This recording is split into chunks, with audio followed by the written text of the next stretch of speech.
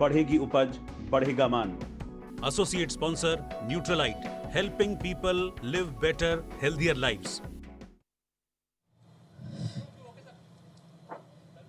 जी हाँ, लगातार किसान चौपाल देख रहे हैं आप। कृषि मेला हिसार में लगा हुआ है हरियाणा एग्रीकल्चर यूनिवर्सिटी में, और लगातार कोशिश यही है इस मेले के जरिए कि किसानों को वो जानकारी, वो सुविधाएं जो उनकी खेती को, उनकी खुशहाली को बढ़ा सके। कृषि मंत्री जेपी दलाल खुद हमारे साथ किसान चौपाल पर मौजूद है। सर, दूसरा दिन आज कैसे देखते हैं? सच में जिस तरह से, जिस मंशा से कृषि मेला लगाया जाता है, सफल पा रहे हैं अपने आप को? बहुत ही खुशी होती है कि इतनी भारी मात्रा में पूरे प्रदेश के किसान हमारे यहाँ इसमें आए हैं, और जो जो देखने के लिए चीज़ होती है, जिसकी किसान को ज़रूरत है, वो हमारे विश्वविद्यालय ने उनको प्रदान करी, हमारे महकमे ने प्रदान की, और इससे किसानों को फ़ायदा हुआ है। और सबसे बड़ी खुशी की बात यह है कि इस मेले की शुरुआत करने के लिए इस बार जो हमारे उपराष्ट्रपति जी हैं, जो खुद किसान पुत्र हैं, धनखड़ साहब महामहिम जी, वो आए और आज उन्होंने सूचना भिजवाई है कि जिन किसानों को सम्मानित किया गया है उनको 13 तारीख को दिल्ली में ले जा करके पार्लियामेंट हाउस में, जिसमें मैं भी नहीं गया हूँ अभी तक, नई पार्लियामेंट में मैं नहीं गया हूँ अभी तक जी, उनके किसानों के साथ जाऊंगा और वहाँ उनको भोजन कराएंगे, उनको सम्मान देंगे। बड़ी चीज है, जोरदार तालियां हो जाए किसानों के लिए। ये बदलता हुआ भारत है, ये बदलता हुआ हरियाणा है। ये कि किसान को पद्मश्री मिलता है, किसान को देश का जो सर्वोच्च पद पर लोग हैं, प्रधानमंत्री जी हैं, वो किसान की बात करते हैं। देश के उपराष्ट्रपति किसान मेले के शुरुआत करने आते हैं, और जिन किसानों को सम्मानित किया, ये कोई फॉर्मेलिटी नहीं, दिल से कहा कि आप आइए मेरे घर में भोजन करिए, और ये कहा था कि 1 महीने के अंदर आपको बुलाऊंगा। आज ही उनका मैसेज आ गया है कि जल्दी इनके पास वो भेजिए ID कार्ड, इनको पार्लियामेंट हाउस में बैठ करके इनका भोजन करवाएंगे। ये बदलता हुआ भारत है। निश्चित रूप से अगर बात करें सर, कितने किसानों का आज विजिट हुआ, कुछ इस तरह का भी डेटा रखते हैं आप लोग? अब ये डाटा तो ये हमारे यूनिवर्सिटी का काम है जी। मुझे इतना पता है कि इतने किसानों में किसान पहले कभी नहीं आए, लाखों की संख्या में किसान यहाँ आ चुके हैं, और लगभग 15,000 के आसपास, मुझे 1 बजे तक का डाटा था, 14-15,000 का जो बीज नया है सरसों का, गेहूं का, वो बीज लेके जा चुके हैं। मैंने जाते हुए देखा है यहाँ से हजारों किसानों को जो पौध है, कोई अमरूद का वो पौधा लेके जा रहा है, कोई किसी चीज़ का पौधा लेके जा रहा है, अपने सिर के ऊपर बोरी उठा के बीज ले जा सकते हैं, लेके देते जाते देखे हैं। इस विश्वविद्यालय पर किसानों का इतना भरोसा है कि वो आंख बंद करके यहाँ से चीज़ खरीद लेते हैं, और हम यही कोशिश करेंगे कि किसान का भरोसा बरकरार रखेंगे, किसान का भरोसा टूटने नहीं देंगे। ये बड़ी चीज है। कृषि मंत्री जेपी दलाल ये भरोसा दे रहे हैं प्रदेश के किसान को कि किसान के हित में जो भी काम होगा वो किया जाएगा। लेकिन सर, एक और बात, अभी हम बात कर रहे थे, धानुका ग्रुप के चेयरमैन हैं RG अग्रवाल, तो उनका कहना ये था कि चाइना के मुकाबले हमारी जो इनकम है वो मतलब 1/3 है उनके। मतलब ऐसी क्या दिक्कत है कि हमारे पड़ोसी की इनकम हमसे इतने ज़्यादा है और हमारी इतनी कम है? कहाँ कमी, कहाँ खामी है, कहाँ तकनीकी भी दिक्कत है या जानकारी का अभाव है? वो तो हमारे यहाँ धरती इतनी थी, आबादी इससे आधी भी नहीं थी, तब ऐसा वक्त था कि हमें अनाज इंपोर्ट करना पड़ता था। कमी क्या थी कि उस वक्त हमारे अच्छे बीज नहीं थे, अच्छे पेस्टिसाइड नहीं थे, अच्छी खाद नहीं थी, अच्छी मैकेनाइजेशन नहीं था, पानी के संसाधन नहीं थे। आज उससे दुगनी आबादी होगी। आज जो है हमारे पास सरप्लस अनाज है। तो ये वक्त की बात है। जब मैं छोटा था, मुझे याद है, हमारे घर में हम खेती करते थे, बैलों के पांव से जो है गेहूं के वो बीज को निकालते थे, फलसी बना करके पूरा हफ्तों तक उसको बैलों से घुमाते रहते थे। जो लिफ्ट इरिगेशन के लिए आजकल जगह जगह पानी उठाते हैं, मैंने बैलों के कंधों से वो रहड़ चलाते देखा है। 1 बीघा सिंचाई के लिए 6-6 घंटे बैल घूमते थे। वो जमाना अलग था।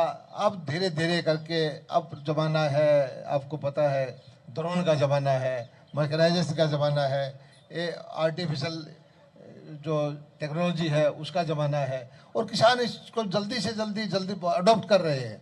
आज जो है हमारे कृषि विश्वविद्यालय ने ऐसे ऐसे बीज बना दिए हैं। मुझे किसी किसान ने बताया कि 90 मन गेहूं 1 एकड़ के अंदर हुआ है, जो पिछले साल बीज है। इस साल बीज की ठीक है कि इतना ज़्यादा बीज नहीं है हमारे पास, 14-15 हज़ार क्विंटल ही है, लेकिन अगले बार इसी बीज को लगाएंगे 14,000-15 हज़ार क्विंटल को, तो और 50 से गुणा करेंगे, 90 से गुणा करेंगे तो बीज ही बीज हो जाएगा। हमारा जो उत्पादन गेहूं का 20-25% बढ़ जाएगा। तो ये विश्वविद्यालय है या हमारे महकमे हैं या जो चीज़ है, किसानों के सहायता के लिए नए नए नवाचार कर रहे हैं। और किसानों से हम कहते हैं कि हम क्यों अकेले गेहूं की, धान की या परंपरागत खेती करें। जिस चीज़ की ज़रूरत है, जिसका ज़्यादा भाव मिलता है, उसको देखें। और इसकी हम ट्रेनिंग भी दे रहे हैं, किसानों की मदद भी कर रहे हैं। हरियाणा के अंदर 7-8 लाख एकड़ ज़मीन जो है खारे पानी की है। एक बारिश पे उसमें सिर्फ एक फसल होती थी, चना की या बाजरा की, वो भी कभी खराब हो जाती थी। आज हमने हरियाणा के अंदर मेरे ख्याल में 5-6 हज़ार एकड़ के अंदर झींगा का उत्पादन किया है। बहुत सारे कारोबारी करते कारोबार, किसी भी कारोबार करने में 6-7 साल लग जाते हैं, सारी पूंजी वापस आने में और में। ये ऐसा काम है, 2.5 एकड़ का झींगा फार्म में सारी लागत जो आती है 20-25 लाख रुपए, उसमें 9-10 लाख रुपए की सब्सिडी है। 6 महीने के अंदर उसमें 30 लाख, 40 लाख, 50 लाख तक का झींगा पैदा किया है। और वह विदेशी मुद्रा है, विदेशों में जाती है, अमेरिका में जाता है। तो ये इस तरह के कारोबार कर करके हम जो है किसानों को प्रेरित कर रहे हैं और कृषि को वही सम्मान दिलाना चाहते हैं जिसका ये सही मायने में हकदार है। बीच में ऐसा कालखंड ऐसा आया कि कृषि से सारे बुढ़ते चले गए, किसानों के बच्चे भी सरकारी नौकरी 10,000 की, 15,000 के पीछे भागते हैं, जबकि इस खेती से बड़ा कोई व्यापार नहीं है। सारी मानवता, सारे जीव जंतु, सारे खेती पर आधारित हैं। और खेती को, किसान को दुर्भाग्य यह है, पैदा तो करता है, उसको बेचना नहीं आता, और बेचने में हम उसकी मदद करेंगे, बेचना हम सिखाएंगे और किसान की आमदनी बढ़ाएंगे। लेकिन दलाल साहब, ऐसी स्थिति आएगी कि आप सबको मशवरा दे रहे हैं कि खेती बड़ा व्यापार है, अच्छा व्यापार है, सबको करना चाहिए। आप अपने परिवार में अपने बच्चों को भी कहेंगे कि खेती करें, इस तरह की? कहेंगे नहीं, हम कर रहे हैं। मैं खेती कर रहा हूँ और आधुनिक खेती कर रहा हूँ। मेरे पास जबलपुर में 18 ट्यूबवेल है, 150 एकड़ की खेती है, 4-5 करोड़ रुपए की सब्जी पैदा करता हूँ। आपको चल के मैं आप सारे पत्रकार भाइयों को कहता हूँ, मेरा खेत जाके देखिए। और मैं यहाँ से बैठा बैठा अपने खेत को रोज की क्या खरीद किया, कितने का माल बिका, कितनी लेबर आई, और कैमरे लगा रखे हैं मैंने मेरे खेत में। मेरे मोबाइल पे अभी खोल के दिखा दूंगा कि मेरे यहाँ अभी निकाल के मैं आपको दिखा सकता हूँ कि आज मेरी शिमला मिर्च बिकी है और उसका फोटो मेरे पास आ गया है कि क्वालिटी क्या है। तो मैं चाहता हूं कि इसी तरह से एफपीओ बना करके इसी तरह की खेती करें। और वो आपको मैं दिखाता हूं, इसमें निकाल के देना, मेरा फोटो आई हुई है मेरे जबलपुर की। बड़ी चीज है, तकनीक इतनी करीब आ गई है, इतनी इजी हो गई है, इतनी आसान हो गई है, पहुंच के आपके दायरे में है। उसके बाद भी दलाल साहब वही दिखाना चाह रहे हैं कि लगातार ये बात होती है कि खेती घाटे का सौदा है, लेकिन अगर उसे सही तरीके से, सही तकनीक, सही जानकारी से किया जाए तो उससे बड़ा व्यापार नहीं है दुनिया में। ये दलाल साहब खुद इस चीज को दिखाना चाह रहे हैं। दलाल साहब, एक और बात नहीं, आपको बात है कि मेरे बेटे को खेती में डालेंगे। मेरे बेटे खेती कर रहे हैं, मैं भी खेती कर रहा हूँ। खेती को कृषि मंत्री होते हुए आज भी हर रोज मैं देखता हूँ मेरे खेत में कितने मजदूर लगे हुए हैं, कितना उत्पादन हुआ है, कितने मेरा खर्चा हुआ है, और उसमें मुनाफा भी कमाता हूँ। तो ये सबके लिए सीख है। और ये लगातार जिस तरह से हमारी युवा पीढ़ी कहिए या हम ये मान के चल रहे हैं कि खेती अब महज घाटे का सौदा रह गई है, ऐसी स्थिति नहीं है। तकनीक अपनानी है और सरकार भी लगातार पूरा प्रयास कर रही है। सर, ये जो क्रॉप डाइवर्सिफिकेशन की आप बात कर रहे हैं कि अब परंपरागत जो खेती है उससे दूर होकर उन चीजों पर ध्यान देना चाहिए जो फायदे की चीज है, उसके बारे में थोड़ा सा और हमारे किसानों को, हमारे दर्शकों को बता दीजिए। मैं अपने पहले मेरे पास जो आज शिमला की डिटेल आई थी निकाल रहा था, तो मैं ऑनलाइन निकाल नहीं पा रहा। मैं एक सेकंड के लिए, तब तक आप कुछ और बोल लीजिए, मैं एक सेकंड में आपको निकालना चाहता हूँ। मैंने तो सवाल कर लिया है, वो बता दीजिए। बात यह है कि आप ये कहते हो कि आप अपने बच्चों को कहोगे किसान बनना चाहते हैं। मैं खुद किसान हूँ, मेरे बच्चे खेती करते हैं, और कहीं भी कितना भी पैसे कमाते हो, खेती को हम नहीं छोड़ेंगे। बड़ी चीज है, हमारा प्रदेश, हमारी पहचान कृषि है, खेती है, हम किसान हैं। और ये एक बड़ी चीज है कि अन्न जो हम उगाते हैं, हम दूसरों का पेट भरते हैं, मतलब पूरे देश का, दुनिया का पेट भरते हैं। ये स्वाभिमान की भी बात है और ऐसा व्यापार कहीं नहीं होता है। लेकिन सवाल लगातार यही उठते रहते हैं कि किसानों की आय कब दुगनी होगी। ये सेंटर से भी पूछा जाता है और आपसे भी पूछ रहा हूं मंत्री जी। और पूछिए, मैं आपका जवाब देता रहूंगा, निकाल लूंगा इसको। नहीं नहीं, मैंने तो पूछ लिया। ये किसानों की आय जो दुगनी करने की बात आपकी सरकार ये जो कहती है, विपक्ष कहता है आप जुमले कसते हो बस। 2014 से आप कहना बात करते आ रहे हो, आपको 10 साल भी दे दिए यहाँ भी प्रदेश में भी। मेरे खेत से मेरे पास मिर्च की, शिमला मिर्च की क्वालिटी भेजी गई है। और ये दरअसल इसलिए हम दिखा रहे हैं कि अमूमन ये सवाल उठते हैं कि जो नेता होते हैं वो कहते हैं केवल कहने भर के लिए कहते हैं। कितने बजे का फोटो है आप ये देख लीजिए। और ये मैंने ये ग्राहक को हमने देखी है कि ये शिमला मिर्च का हमारे पास स्टॉक है। ये दिखाना चाह रहे हैं कि मोबाइल पे ही अब तकनीक इतनी आसान, इतनी सस्ती और इतनी उपलब्ध हो गई है कि आप खुद ये भी देख सकते हैं कि आपके खेतों में आपकी फसल के साथ, आपके मजदूरों के साथ हो क्या रहा है, चल क्या रहा है। इसका एग्जाम्पल कृषि मंत्री जी दे रहे हैं। और ये देखिए जी, ये देखिए, कल मेरी जो है 60 पाउच 800 ग्राम शिमला मिर्च 60 रुपए किलो बिकी है, 48,000 रुपए की। तो सही दाम है ये सर? ये दाम मिल जाए तो मैं 20 करोड़ की बिकता, ये मिलेगा नहीं, ये शुरुआत है। मुझे मेरा तो एवरेज 7-8 रुपए किलो का आएगी, उसमें भी मैं कमाता हूँ। लेकिन आप ये देखिए, मेरे पास डाटा है कि मैं फसल भी देखता हूँ, मंडी का भाव भी देखता हूँ, कितने का माल बिका है। ये 7 अक्टूबर का 2023 का बिल है, बिल की कॉपी भी देखता हूँ और कैमरे लगा रखे हैं। जब मुझे मौका लगता है मेरे खेत में क्या हो रहा है मैं देखता रहता हूँ। ये बड़ी चीज है। लेकिन सर एक और बात ये आपने कहा, जो जिनकी खेती छोटी है, जिनके पास जमीन कम है, वो किस तरह से तकनीक के करीब आ सकते हैं? यही तो हमारे प्रधानमंत्री जी ने किया है। ये सच्चाई है। 2 एकड़ का, 1 एकड़ का, 3 एकड़ का किसान उसको क्या तो खरीदेगा, क्या बेचेगा। उसको घटिया माल मिलता है, ज्यादा भाव देना पड़ता है, बार्गेनिंग पावर उसकी है नहीं, बेचते तो उसकी ताकत नहीं है। अब 10,000 FPO, हम कहते हैं सामूहिक खेती करो। ये इकट्ठा मिल करके 500-700 एकड़ के किसान इकट्ठा मिल करके फैसला करें कि हम सब ठीक है, अपने अपना रखे खेती को, लेकिन उसका बीज इकट्ठा खरीदें, उसका फसल जो पेस्टिसाइड, उसका फर्टिलाइजर, इनपुट इकट्ठा खरीदे तो 20% की उसकी बचत हो जाती है। 2 एकड़ वाला किसान खरीदेगा और 800 एकड़ वाला किसान खरीदेगा, फर्क पड़ेगा। सारी जो मशीनरी का और का प्रोसेसिंग का, उसके FPO को हम सब्सिडी दे रहे हैं 80% तक। आप पैकेजिंग का करिए, पैक हाउस बनाइए, स्टॉक कोल्ड स्टोरेज करिए, कोल्ड चेन बनाइए, और फिर जो प्रोडक्ट आपके पास तैयार हो गया, मान लीजिए आपने टमाटर बोए या आलू बोए या मूली बोई या गाजर बोई, अगर आपको किसी ग्राहक को ये पता होगा कि 600, 700, 800 एकड़ का इकट्ठा क्लस्टर है और एक किसानों का समूह है, तो वो किसान का ग्राहक वहां चल के आएगा, वहां जाके भाव होगा।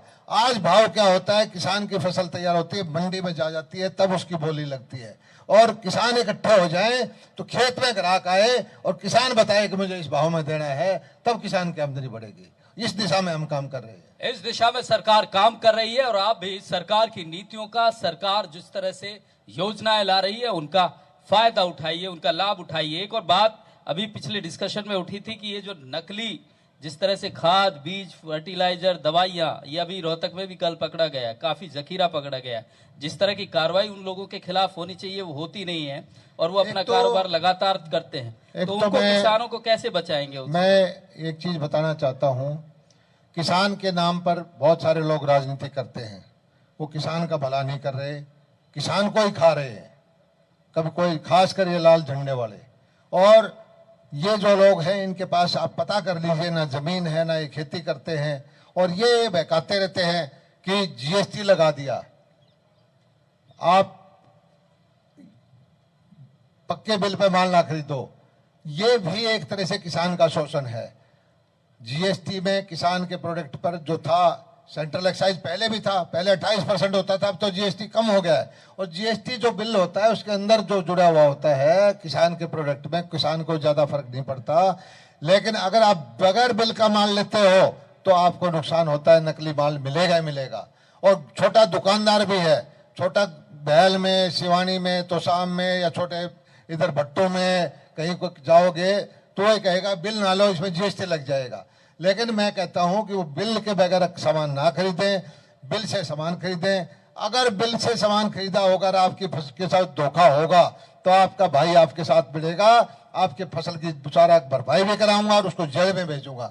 लेकिन ये बहकाने वालों की बहकावे में ना आए। आप बिल से माल लें, आपको कोई फर्क नहीं पड़ता।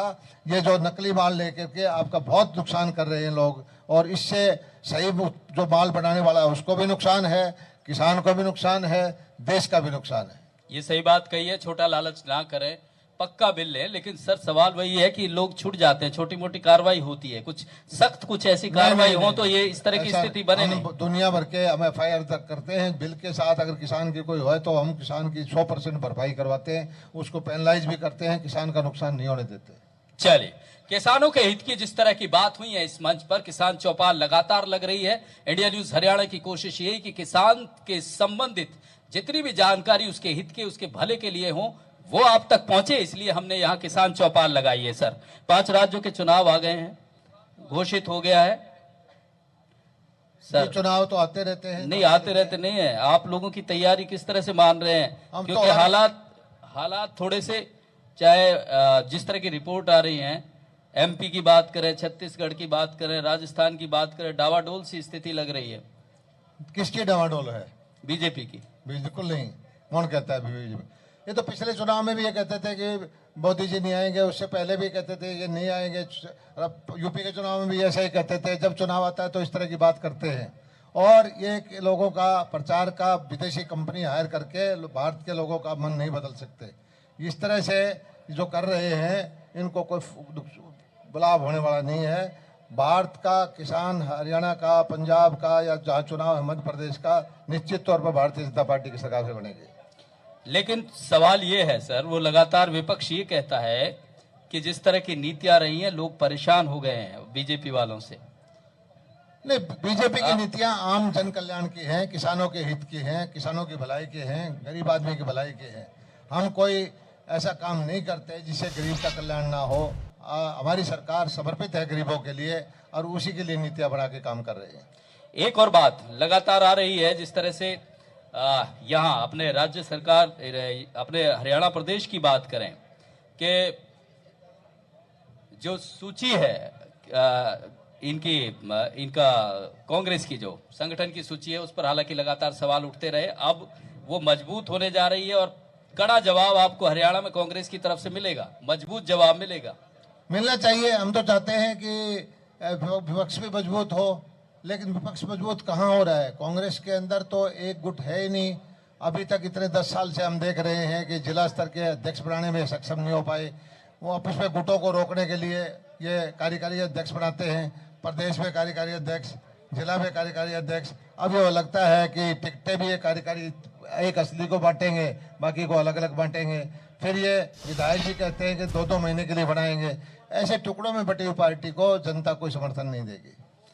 दलाल साहब ये दावा कर रहे हैं कि जनता का समर्थन बीजेपी के साथ है, बीजेपी की नीति किसान और सबके लिए हितकारी है। लेकिन कांग्रेस ये लगातार कहती है कि जवान भी सड़कों पे है, किसान भी सड़कों पे है, कोई सी ऐसी नीति नहीं है जिससे प्रदेश का भला हुआ। पिछले 9 साल में प्रदेश को लूट लिया आप लोगों की सरकार ने, सीधे साफ तौर पे आप लोगों पर आरोप लगाती है। देखिए, कांग्रेस के वक्त में होता क्या था? किसानों का, हरियाणा का कृषि का बजट 800 करोड़ था, जो आज 3900 करोड़ हो गया। हमारा गौ सेवा का महकमा हमने बनाया, 400 करोड़ बजट किया। नहरों का बजट है 5 गुना बढ़ाया। बिजली के रेट आप देख लीजिए, ट्यूबवेल के रेट पिछले 10 साल से हमने बढ़ाए नहीं। फसलों का भाव जो 2014 था, उससे हर चीज़ का भाव कोई 1.5 है, कोई 2 गुना है, कोई 3 गुना है। और किसान को पहली बार जो है सीधे खाते में हम पैसा दे रहे हैं। 14 फसलें खरीदने वाली हरियाणा सरकार अकेली सरकार है, बाजरा खरीदने वाली अकेली हरियाणा सरकार है, और भावांतर भरपाई का पैसा भी हम देते हैं। किसान के जो है 7,500 करोड़ रुपये से हम बीमा योजना का पैसा डाल चुके हैं। 4,000 करोड़ रुपये से ज़्यादा खराबे का पैसा दे चुके हैं। 4,000 करोड़ रुपये से ज़्यादा प्रधानमंत्री का जो पैसा आता है वो दे चुके हैं। मैं ये नहीं कहता कि हमने किसानों को अमीर बना दिया, लेकिन किसान हमारे से वो पूछे, हम उनकी बात को सुनेंगे। लेकिन जो किसान को 2-2 रुपये के चेक देने वाले, जो बाजरा भी नहीं खरीदते थे, जिनका अनाज के भाव को लूट ले जाते थे, किसान की जमीनों को कोड़ियों के दाम पे बिल्डरों को दिलवाते थे, वो हमारे से क्या पूछ सकते हैं? वो पूछते हैं कि आपकी इस ऑनलाइन व्यवस्था ने जीना मुहाल कर रखा है। सही है। प्रॉपर्टी आईडी से लेके मुआवजे से लेके सब आप बस केवल वो इंटरनेट को देखते रहते हैं, ना उनको समझ में आता है, परेशान हुए बड़े हैं। ये सही है कि ऑनलाइन व्यवस्था से कुछ बिचौलिए परेशान हैं। इस देश के अंदर एक व्यवस्था थी कि कुछ लोग होते थे वो वोट डलवाते थे, कुछ लोग होते थे सरकारी नीतियों का लाभ दिलवाते थे, कुछ लोग होते थे वो किसानों का काम करवाते थे, और उनके प्रधानमंत्री बोलते थे राजीव गांधी कि मैं 100 पैसे भेजता हूं तो 85 पैसे रास्ते में गायब हो जाते थे। इस ऑनलाइन व्यवस्था ने उन बिचौलियों को बेरोजगार कर दिया है, बिचौलिए परेशान हैं। और कोई नई तकनीक आती है, हो सकता है कि इक्का दुक्का मेरे भाई को भी दिक्कत हुई है, उसको दूर करेंगे। आज घर बैठे बुढ़ापा पेंशन बनती है। इस ऑनलाइन व्यवस्था की वजह से हम जो है 72 घंटे के अंदर किसान के खाते में पैसा दे देते हैं। जब ये ऑनलाइन व्यवस्था नहीं थी, फसल किसान की खरीदार सरकार, पैसा तीसरा आदमी ले जाता था, 6-6 महीने किसान पैसा मांगता फिरता था। ये उन लोगों के समर्थक हैं और उन लोगों के लिए चाहते हैं कि किसान का शोषण ऐसा ही होता रहे। वो मैं कहता हूँ पोर्टल आपके काम तो करते नहीं, पोर्टल की वजह से ही किसानों के खाते में पैसा जा रहा है, उन्हें बोलने पोर्टल की वजह से बीमे का पैसा जा रहा है, पोर्टल की वजह से ही प्रधानमंत्री का सीधा पैसा आ रहा है, पोर्टल की वजह से ही खराबे का पैसा सीधा जा रहा है, पोर्टल की वजह से माइक्रो इरिगेशन का पैसा जा रहा है। इस पोर्टल की वजह से 100 में से 1-2 आदमी थे जो धौल कपड़ा पकड़ के किसानों का शोषण करते थे, वो बेरोजगार हो गए हैं। और हम चाहते हैं कि वो ऐसे ही चिल्लाते रहे, किसानों का भला करते रहे, और आगे भी हम इस तरह के काम करेंगे। हमने किसानों के खाते में पैसा देना किया है। और ये लोग, इन लोगों ने ये कहा कि नाता ना तोड़ो एक शोषक का और शोषण करने वाले का। इस तरह से शोषण करते रहते थे किसान की, अपनी फसल बेच के उसका पैसा नहीं मिलता था। हमने सीधा पैसा देने का काम किया है। और जितनी विपक्षी पार्टी है इन्होंने दुष्प्रचार किया कि ये चीज ना करिए।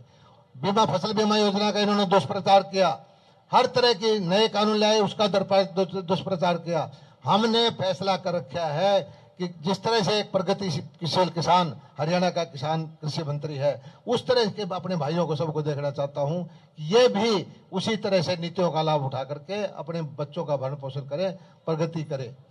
एक और बेहद जरूरी सवाल है, क्योंकि किसानों के लिए पानी बेहद जरूरी है खेती के लिए। SYL पर सुप्रीम कोर्ट ने फिर लताड़ लगा दी पंजाब सरकार को, लेकिन समझ में नहीं आ रहा इसका समाधान कैसे निकलेगा। आप लोग कब हमारा पानी, हमारे हिस्से का पानी कब लाएंगे? आपकी डबल इंजन सरकार पिछले 10 साल से है और वो स्थिति अब तक नहीं बन पाई है कि हम अपना पानी ले सकें। मुझे SYL की बात आती है तो एक तरह से राजनीति से घृणा हो जाती है। हमारे इलाके के हिसार में पढ़े हुए, सिवानी में पैदा हुए केजरीवाल जी आए, इस इलाके के पता है प्यासी धरती है, हमें भरोसा था कि पानी देंगे। उन्होंने कहा कि एक बूंद भी हरियाणा को नहीं दूंगा, और पानी देने के बजाय उन्होंने हमारे जिले के अंदर पंजाब के सारे मंत्री भेज दिए। 10 जिलों के अंदर 10 पंजाब के मंत्री कि हरियाणा के लोगों को बहकाओ, झूठ बोलो और वोट ले लो। मुझे ये बताइए कि क्या कह के वोट मांग रहे हैं हमें? ये कहते एक बूंद पानी नहीं देंगे, पाकिस्तान को पानी देना मंजूर है, हरियाणा को नहीं देंगे। और यहाँ मंत्री भेज रहे हैं हमारे को जलाने के लिए, हमारे को छोटा दिखाने के लिए कि हम आपको पानी नहीं देंगे, आपको वोट लेके जाएंगे। ऐसे लोग, ऐसी तरह विपक्षी पार्टी समझती है, हमारे किसानों को, हमारे भाइयों को मूर्ख समझती है। इनको यहाँ जमानत जब्त हो जाएगी। पानी तो सुप्रीम कोर्ट से हमें मिलेगा ही मिलेगा, देर बहुत हो चुकी है। लेकिन मैं कहता हूँ कि निश्चित तौर पर कानून का राज है इस देश में, कानून का शासन है, पानी मिलेगा। और हरियाणा के अंदर नहीं, वो बता दीजिए, थोड़ा सा कुछ आइडिया दे दीजिए हमारे लोगों को कि हम इस जो आपकी टर्म है इसमें क्या ऐसी संभावना है? देखिए, मामला सुप्रीम कोर्ट में है, जनवरी की तारीख लगाई है। इस बार बड़ी तीखी टिप्पणी सुप्रीम कोर्ट ने की है कि मुझे सख्त ऑर्डर पास करने के लिए मजबूर ना करे पंजाब सरकार, और इसका फैसला करे। मुझे नहीं लगता पंजाब सरकार कुछ करेगी। माननीय उच्चतम न्यायालय को यह आदेश देना पड़ेगा, किसी केंद्रीय एजेंसी को नियुक्त करें और उनकी देख रेख में नहर का निर्माण करें। और इस देश के अंदर बड़े बड़े मामले सुलझे हैं, कावेरी का मामला सुलझा है, इधर सरदार सरोवर डैम का मामला सुलझा है, और ये मामला भी सुलझेगा, हरियाणा के किसानों को पानी मिलेगा। बड़ा भरोसा दिया है इस किसान चौपाल पर कृषि मंत्री जेपी दलाल ने कि किसानों का पानी भी मिलेगा और किसानों के हित में जो योजनाएं, जो जानकारी, जो तकनीक है वो भी मिलेगी। बहुत शुक्रिया आपका दलाल सर। और ये लगातार इस खास पेशकश में हम बने रहेंगे। एक छोटे से ब्रेक के लिए रुके हैं। India news Haryana in association with Dhanuka. जब जड़ों में हो जान, बढ़ेगी उपज, बढ़ेगा मान। Associate sponsor Neutralite, helping people live better.